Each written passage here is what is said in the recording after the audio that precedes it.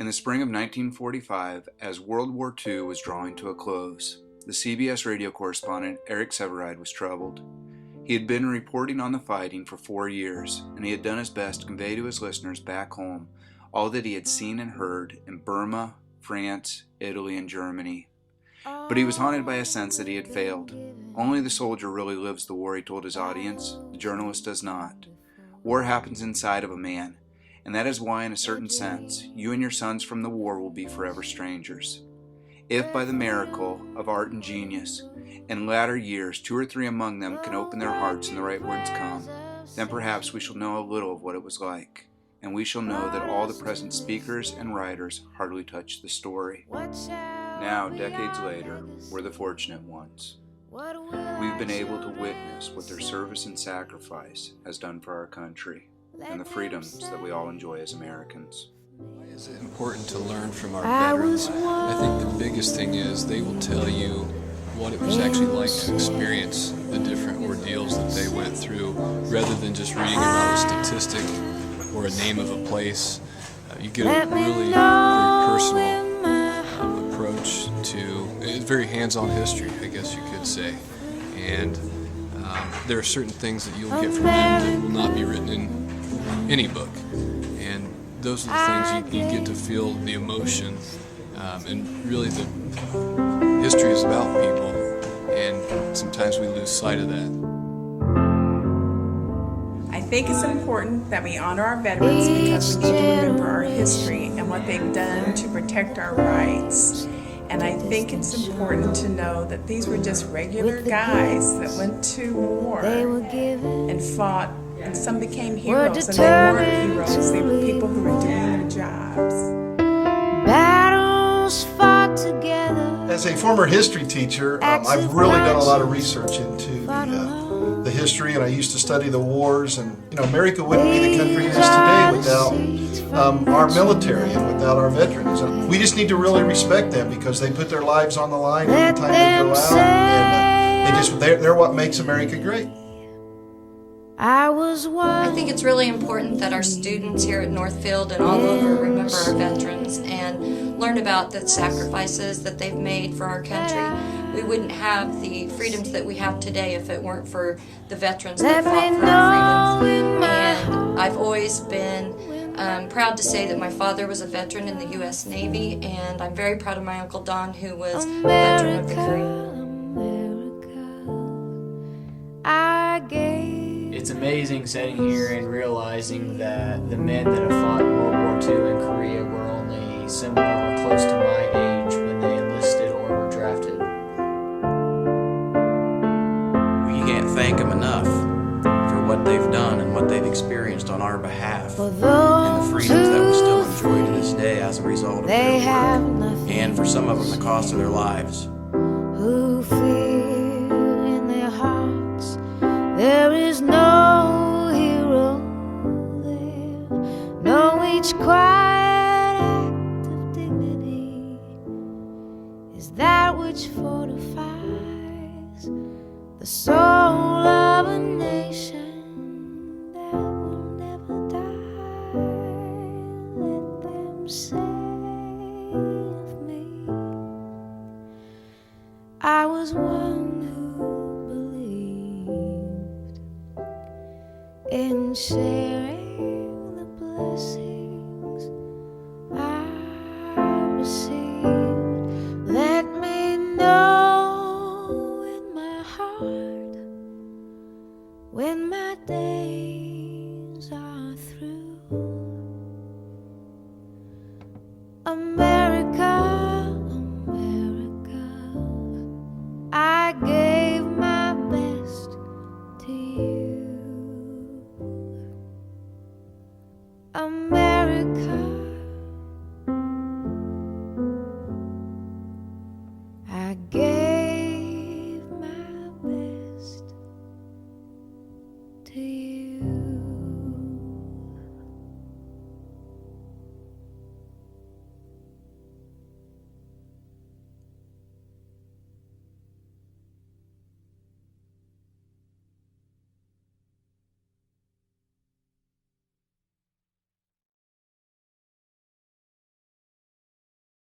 I'm from Servia, Indiana, little town in Wabash County, and when I graduated, we went to work at Peabody Seating Company making army cots, and then we got drafted and we slept on some of those army cots that we made.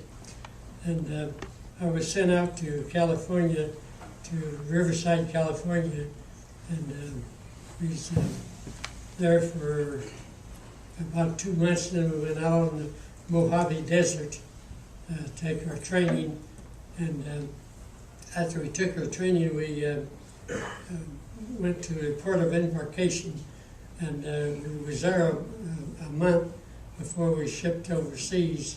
And some of you seen the picture that my wife took before, the day before I shipped out, and my shadow on the side of the house was of Abraham Lincoln. So if anybody wants to see it, I've got one here. We went down to New Caledonia and to refurnish our supplies, and then we went into Guadalcanal.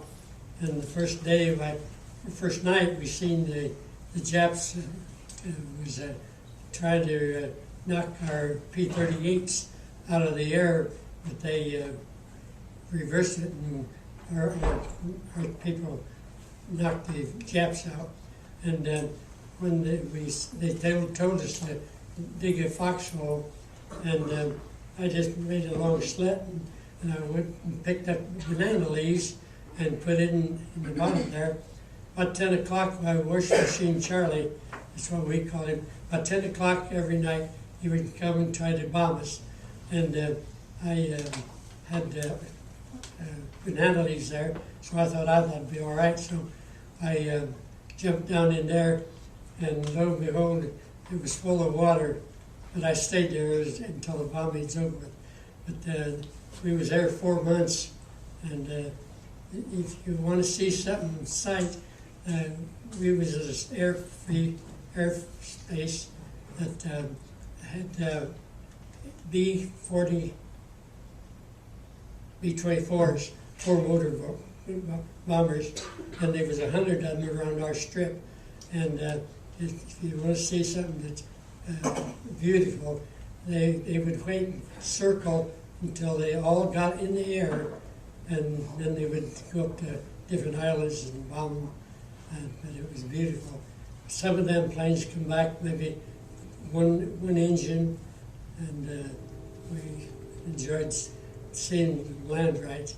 And so we was there 4 months, and then we went up to Bougainville, and that was our first island we was at. And we was there 13 months, and we Homer T. Showalter was mayor of Wabash, and he sent out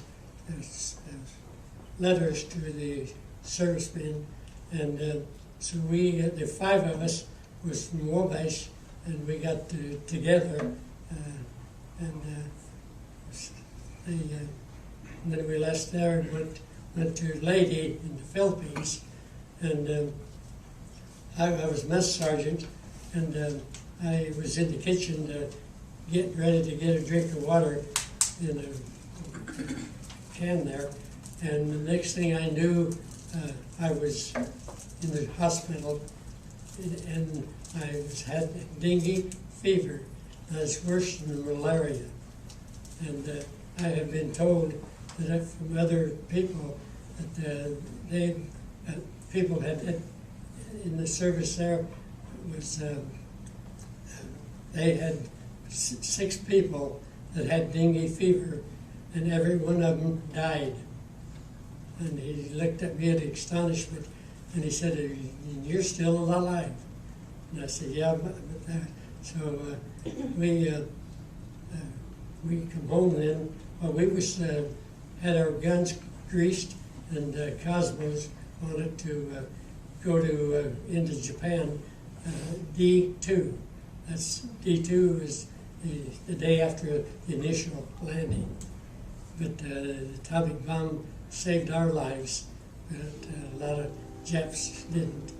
And coming home, I think I was in the boat that or ship that when we come across the international date line was Christmas, and so I was helping feed the troops that were coming back, and I was up in the front of the boat, so I had to get ready for dinner, turkey dinner, for the troops on the front of the boat.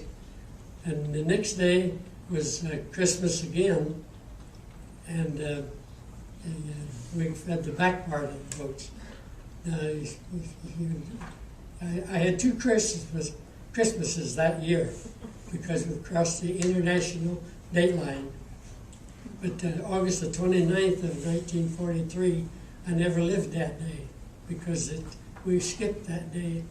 So I got home and was glad to get home. Very good.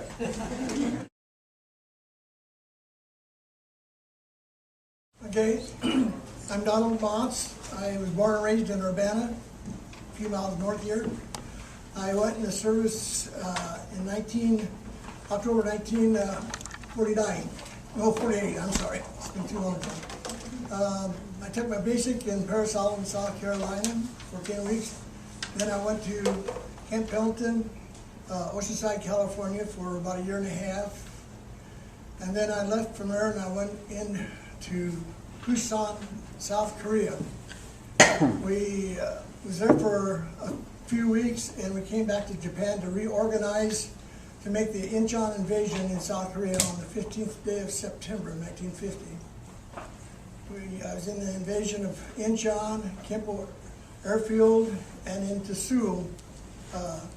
We had two invasions into Seoul on the north and on the south side of Seoul. The Han River goes around Seoul about the size of the Mississippi. It's got a strong current in it.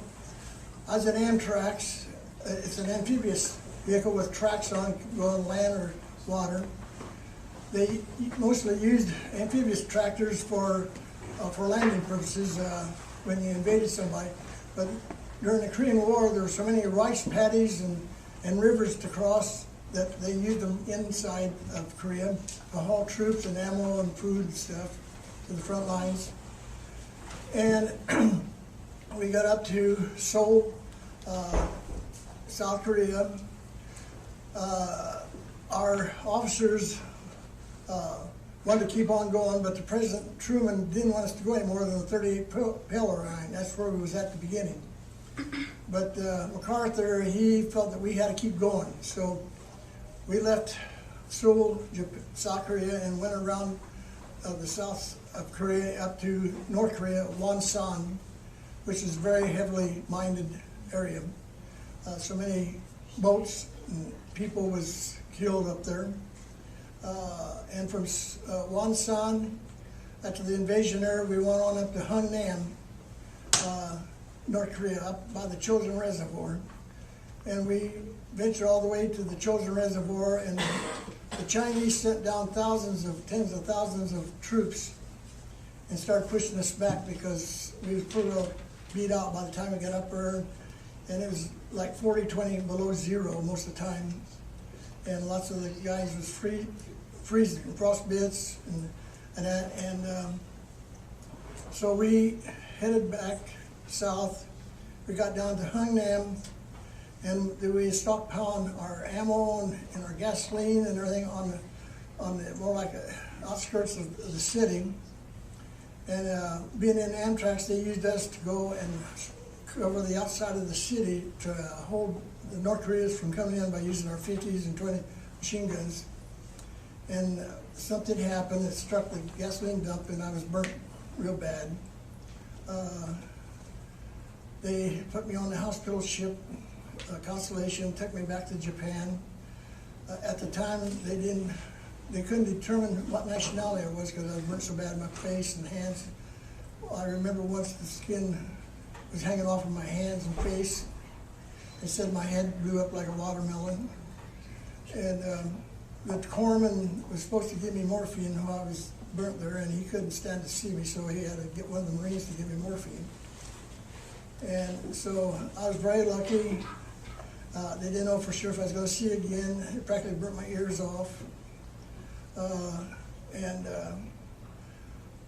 God was with me.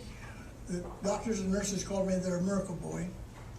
At the time, I never realized what they meant, but after they told me what all I had done to me and what hadn't, that I turned out as good as I did. So I give him all the credit for that. And I'm very thankful that I'm 80 years old now, and I feel very happy and very young. And looking at you kids, it makes me feel even younger. And so this is a little bit of my story. I could have got lots worse. I could tell you some of the gory stuff, but I won't.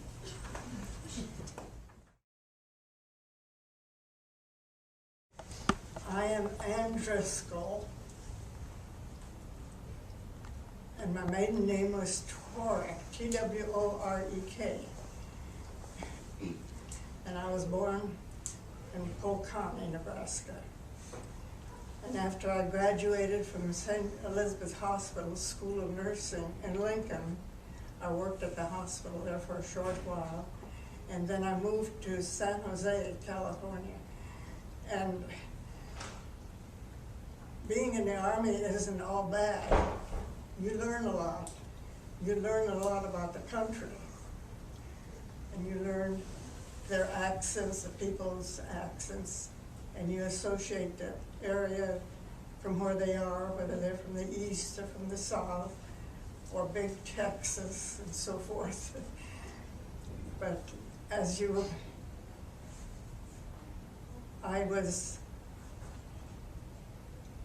we had to have training, and you marched and you marched. You marched to eat, you marched to class, you marched back, and so forth, which wasn't bad for you. But we had to learn the gases, your poisonous gases, and you learn that by smelling them. They have a certain odor, and you have to know what they were. But then you had to have a gas mask with you all the time. And then you had to go through a gas chamber where they released the gases, and you had to identify what gas it was just by lifting your mask a little bit so you could get a whiff of it. So, but not everybody. My husband was in the Air Force, and he never had to go through bivouac training. But you marched through this open field, and everything was primitive. You didn't have the comforts of home by any means. So you had to dig your own latrines and set up your own tents, and your helmet was your basin. You just had to have some primitive living, whether you liked it or not. So the women did it, and just use everything as an experience and for your benefit. But just be happy that you were able to be a part of this generation that served the country.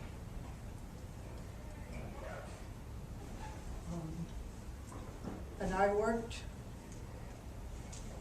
in surgery for a couple of years, a couple months. And they had specialized in bone and nerve surgery. And nerve doesn't regenerate as quickly as muscle or bone. So you couldn't really tell how well it was doing. And like I said before, as a civilian, if you go to the hospital, you have parents and cousins and families and so forth. But the young men in the service, nobody comes to see them because they're away from home and everything. So they give up a lot for us, for the country. And let's not forget what they do for us. And then many of them that I took care of, I had about 100 young men to take care of. And they were paralyzed from neck down or waist down. So they were known as paraplegics or quadriplegics. So they weren't able to do for themselves. We had to turn them every 4 hours to keep the circulation going. And let's see. They had framing over the beds with pulleys because they could use their arms. So they'd use those pulleys and help move it around to the edge of the bed and then off the bed into their wheelchairs. So they were, you boys would probably really like it. Your muscles really got pretty well trained. But, so that is another thing they gave us. But then, also, being in a service, not just because I was in there, but different medications were developed, which is to an advantage. And penicillin wasn't perfected yet well enough to be slowly absorbed. So you had to administer it intramuscularly every 3 hours around the clock. So that wasn't, but they got so that they knew just about when their shot was due.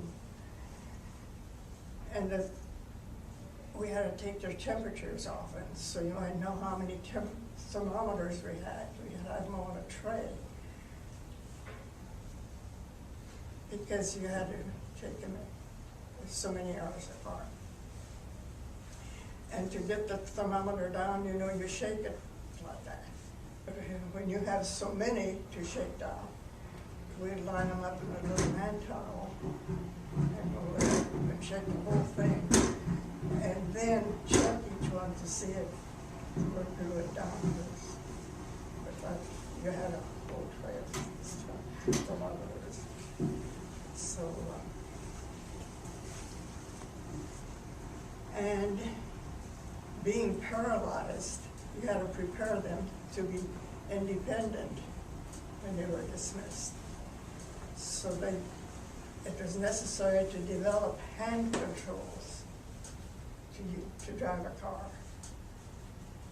So that was part of the thing. So just imagine if you were trying to drive a car and couldn't use your feet because of paralysis. So that was developed. So that,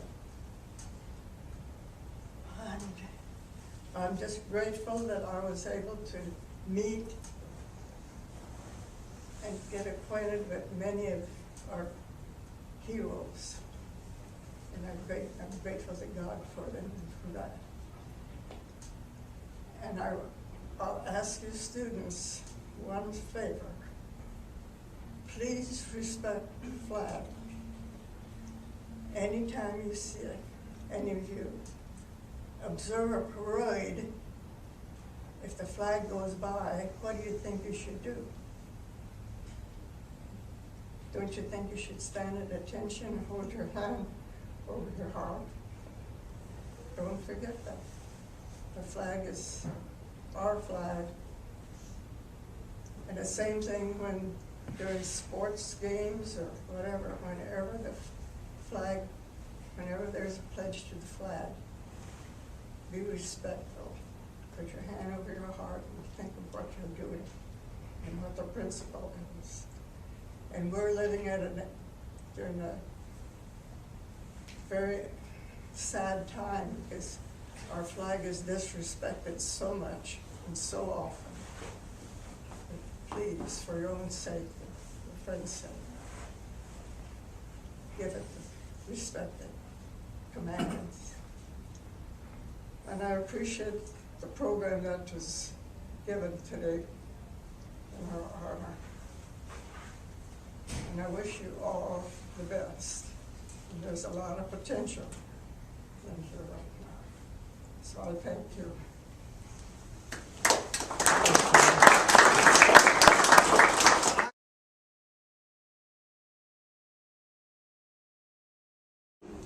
The age of 20, I was drafted into the 99th Division Field Artillery. Went to Camp Van Dorn, Mississippi. While we were on maneuvers, the general's chauffeur got a promotion, so he was moved somewhere else. Now the general was the 99th Division Artillery Commander. So he wanted somebody to take his place. So they came up, got in my tent, and said, "You're going to go."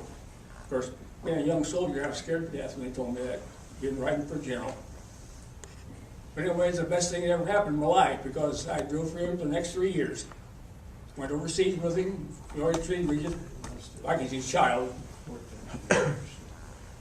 I got overseas just before the Battle of the Bulge, about a month before the Bulge.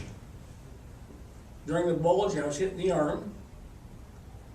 And, you know, they sewed me up, didn't give me any medication before they sewed me up. But I just scared, I guess. You don't feel anything.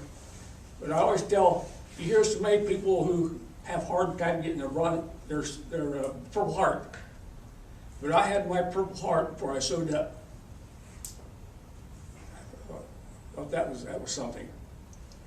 We were the first division to cross the Rhine River on a pontoon bridge.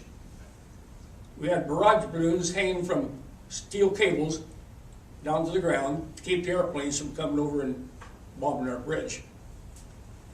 We'd take about 2 or 3 vehicles at a time, and then they'd have 2 or 3 more go across.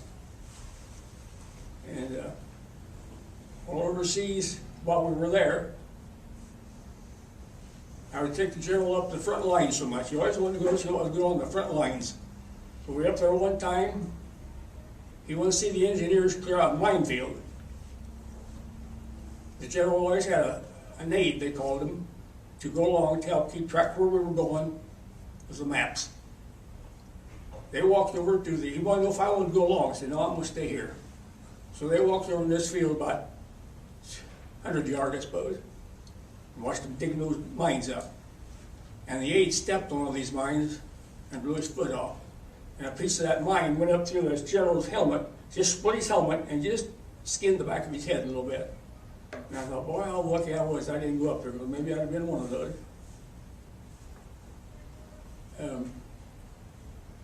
Coming home, I've been scared lots of times, but I was never as frightened as I was when I came home on the ship. Our ship hit a hurricane outside about 1,000 miles out of New York and was wrecked. The ovens came loose in the kitchen area and bounced over against the sides and punched holes in the side and let water in. Well, our ship listed, lean should say, 68 degrees, so that's almost on the side. And that's what made the ovens break loose. But I thought, then this will never make it. It'll go on one side, sit there a while, press a loud crash, it'll go on the other side, and be on the other side a while. And I wondered, boys, are they ever going to come back? Well, they finally came back. It lasted about 3 hours and 20 minutes, I think it was. And they said the only thing that saved us is an old Greek riveted ship instead of a welded ship. If it had been welded together, said we'd probably never made it. There's 2,200 of us on board. Let's see. Yeah, I think that's good enough right now.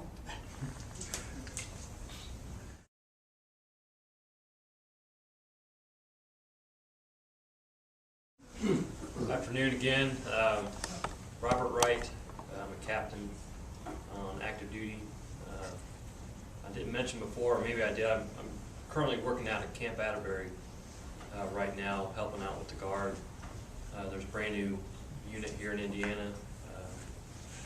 So the Army sent me here to help stand those folks up and help get them ready. And currently right now there is a sourcing document that they will go to Iraq in 2011. And if that's the case, then I will once again return. But I think for me, the something special that I always take away from my two tours over there is when I got there in 2003, Saddam Hussein was on the loose. He was on the run. He was hiding.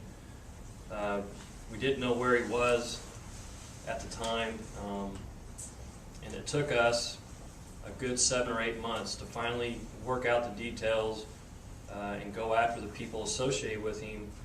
And a colonel that I used to work for in Colorado actually led the team that went in and captured him. And it was in December of 2003. I want to say it was around the 10th or 11th of December, right after December 7th, actually. And I remember the Stars and Stripes, which is a military newspaper, which you're probably familiar with as well, but we still get that over there. And I'll never forget the next morning seeing his picture on the front page, and it says, we got him, or something to that effect. When I was out on the Syrian border at that point, we had some local Iraqi they kind of did odd jobs around our base camp. And when we showed them that picture, all of them started embracing us, hugging us. They were weeping. It was a very moving point in time in my life, and especially for those Iraqis there that finally were able to see that he was captured and that we actually had him. And to follow that up with, in 2006, I went back for my second tour, and I was in Baghdad with the 10th Mountain Division. I found out that he was being kept in a facility just down the road, about a mile. If you look at a map of Baghdad, you'll see the airport. That complex is called the WWII, which is the Baghdad International Airport. They call it the WWII complex, and there's 4 or 5 secure bases that are right in that area, and that's where basically the Army and the entire theater operate out of. Found out he was working, he was being kept about a mile down the road from us. Then I started working with some military police. At that point in 2006, we were trying to help train the Iraqi police forces, the Iraqi Army, to help train them so they can kind of take over the business of going in and kicking down people's doors and taking away bad guys, because, as you know, the Iraqis don't like it when we do that. So I started talking to some of these military policemen and found out their soldiers were actually on a guard detail where they would come in, sit down in a chair probably similar to this for 4 hours at a time, and they would sit right in front of Saddam's cell. And they would basically make sure he didn't act out, or he didn't try to, I don't know how you get out of the cell, but we had a 24-hour guard on Saddam. And to hear the stories that these soldiers would talk about, apparently one story is he liked the cereal Fruit Loops. When we're over there, we have these little tiny cereal boxes that you basically open the flaps up, you can pour some milk in, you can eat it basically sitting here like we are, and then just kind of throw away the container. Well, a soldier brought a box of Fruit Loops in because he didn't want to sit down at the dining facility and eat. He starts opening it up and eating, and I guess Saddam asked him, "Hey, can I try some?" And Saddam does speak fluent English. The soldier gave him, a couple bites or whatever, and from then on, so the story is told that he likes Fruit Loops. So, yeah, it's funny. But then, I think it was December of 2006, and it was right before Christmas. He was executed there, just down the road from us. And I'll never forget the brigade that I was with, which is 2nd Brigade of the 10th Mountain, was tasked to escort his remains from Baghdad up to his hometown in Tikrit. And I wasn't part of that escort, but just I was able to see the plans and work, see that operation unfold. And to me, that was something kind of cool, because I got to be there when he was captured, and it was kind of a closing moment for me, that I could kind of see that he was brought to justice, and that Iraq would not have to worry about him ever again. So that's, to me, something I'll never forget and never take away from.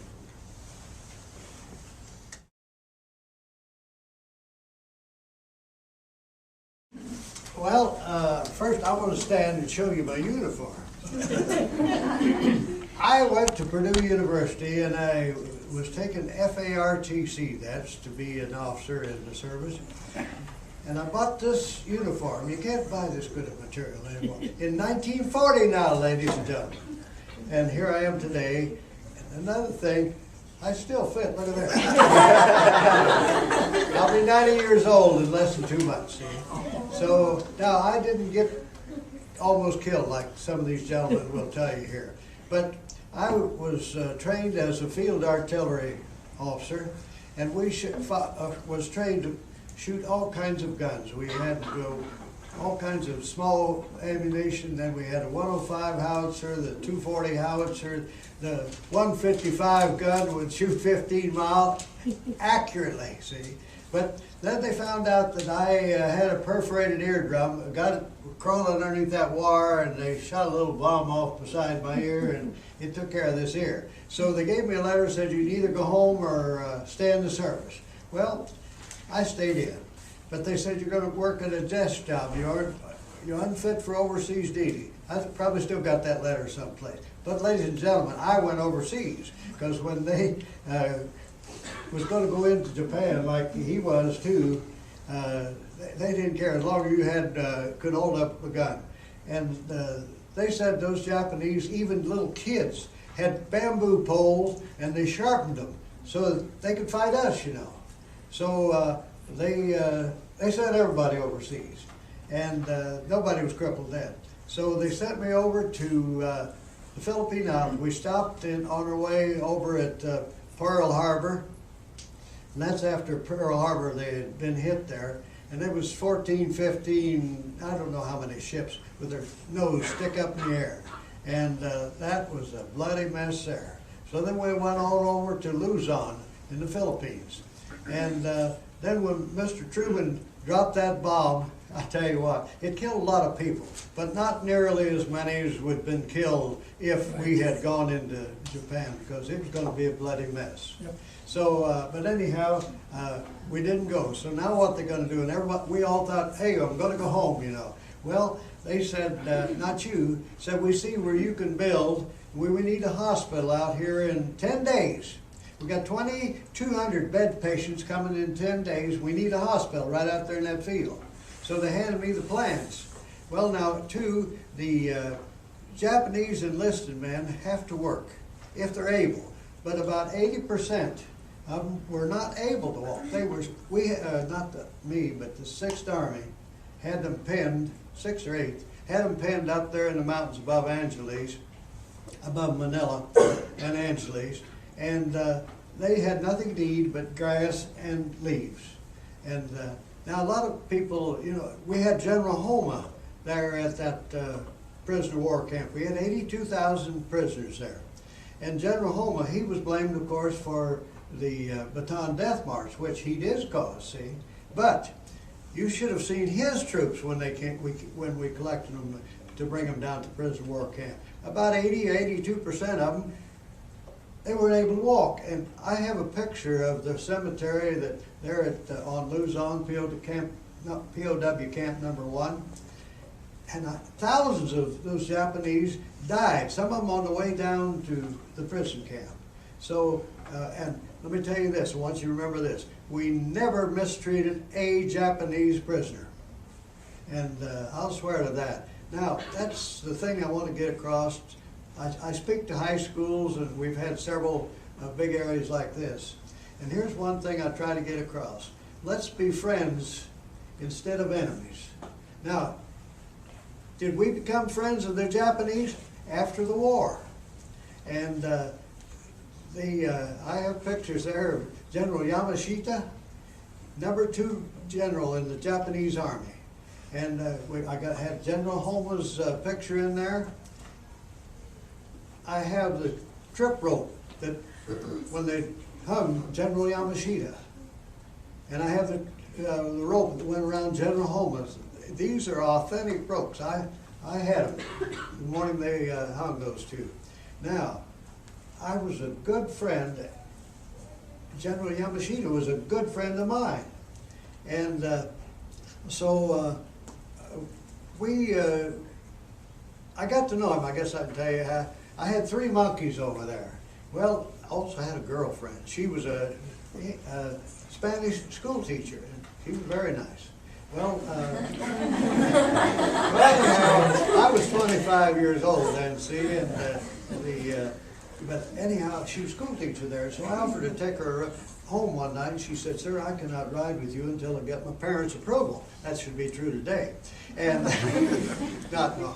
And so she invited me over for dinner or supper or whatever they had, and she and I sat over here, and her mom and dad sat over there, and so her dad was Spanish too, and but he married a Filipino girl, and so after about 10 minutes or 15, she said, "My father likes you. We can go for a ride." So we went for a ride, and we took many rides after that because I remember I had the 3 monkeys there, and they were my buddies, and but on weekends she would show me all the points that I should see there on Luzon. She graduated from the University of Philippines, but my monkeys were ranging around, and they went up to the prison jail where General Yamashita and General Homo were. Well, as I told you, General Yamashita could speak 7 languages, and he was a wonderful man. And we didn't talk about the war hardly ever. But one day he told me, after we'd known each other for maybe 6 or 7 weeks, he said, "You know, if you and I would have met up there in the mountains 6 months ago," he said, "one of us wouldn't be here, because," he said, "you were sent over here to kill Japanese, I was sent over here to kill Americans, and we were enemies." And he said, "one of us wouldn't be here today," but he said, "here we are, very good friends, I hope." And I said, "Sir, you got that right, because I think you're a good friend of mine." Well, anyhow, he played with the monkeys. So I'd go up and see the old general about twice a week. And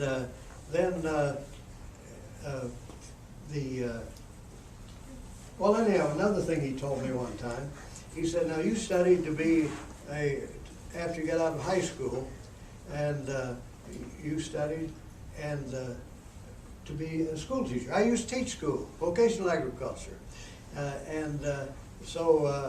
But he said, "I chose to be a soldier." And he said, "Here I am a general, and I am responsible for the atrocities that my troops cause. So," he said, "I shall be hung because of them." And he didn't seem scared. I know he didn't want to die, because he just was in good health. But I got the rope that they hung him with. And the man, if you read the book, Yamashita, they gave a different name for the guy that was his friend, see. But a Lieutenant Hellerman, he stands up here about this high, and he loved that old gentleman, and he come to my tent the morning they hung him, and he was sobbing so bad he couldn't hardly tell me, and I cried too, because General Yamashita was a nice place. Now, I'm going to finish right now, because I've taken long enough.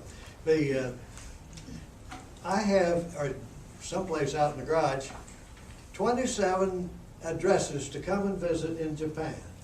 And these officers that helped me build the hospital, well, they built it,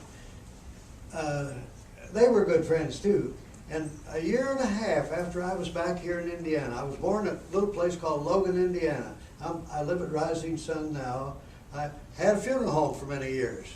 And so taps and so forth that rings bells with me. My son, who used to teach here, I guess, and he used to play taps on one side of the cemetery, and another son of mine played taps when we had a military funeral. I belonged to American Legion for 64 years. I belonged to the Patriot motorcycle gang, even though I won't get on one of those motorcycles. But I go with them for funerals and so forth. And see, I wanted to tell you one other thing. Anyhow, I want you to try, like I have 27 addresses to visit in Japan. I have a lot of friends. It wasn't just the old general. And after we were done fighting, if I had a business today and I needed 40 people to work for me, what race would I hunt for? The Japanese. They are the best workers. They have a lot of honor. And if they built that chair or this bench over there, it's done right. It's a good race of people, and I see no reason why we can't make friends with other countries, as long as we don't say oil. Good night.